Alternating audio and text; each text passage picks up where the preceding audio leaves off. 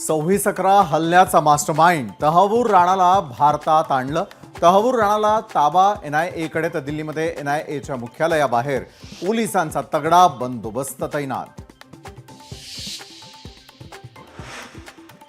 American कोर्टाने अनुमती दिलेल्या कलमांनुसारच तहव्वूर राणावर खटला चालण्याची शक्यता। अमेरिकेमध्ये खटला चाललेला असताना भारतात खटला का?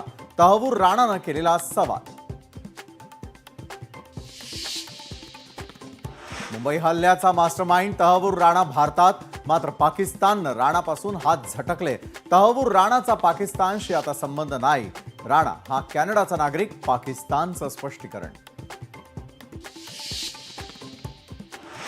तहव्वूरला आझाद मैदानासारख्या सार्वजनिक ठिकाणी फाशी द्या। शहीद तुकाराम ओंबळेंचे भाऊ एकनाथ ओंबळेंची मागणी।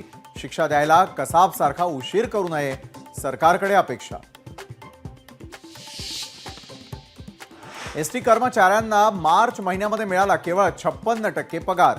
निधी कमतरतेमुळे पगार कमी झाल्याची माहिती। कर्मचाऱ्यांनी जगायचं कसं? इंटकच्या श्रीरंग बर्गेंचा सवाल। राज्य सरकारकडून मंत्री आणि सचिवांसाठी 1 कोटींची iPad खरेदी। मंत्रिमंडळाच्या गोपनीय कारभारासाठी खरेदीचा निर्णय। सामान्य प्रशासन विभागाकडून GR जारी। सुनील तटकरेंचं स्नेहभोजनाचं आमंत्रण अमित शहांनी स्वीकारलं। पालकमंत्रीबाबत चर्चेची शक्यता। केंद्रीय गृहमंत्री 12 एप्रिलला रायगड दौऱ्यावर।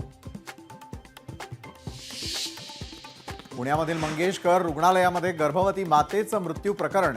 मृत ईश्वरी भिसेंच्या कुटुंबानं उपमुख्यमंत्री शिंदेंनी दिलेली 5 लाखांची मदत नाकारली।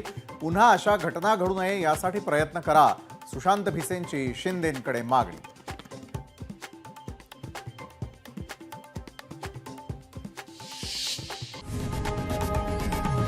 लोकशाही मराठी ऐका, पहा, जागरूक रहा।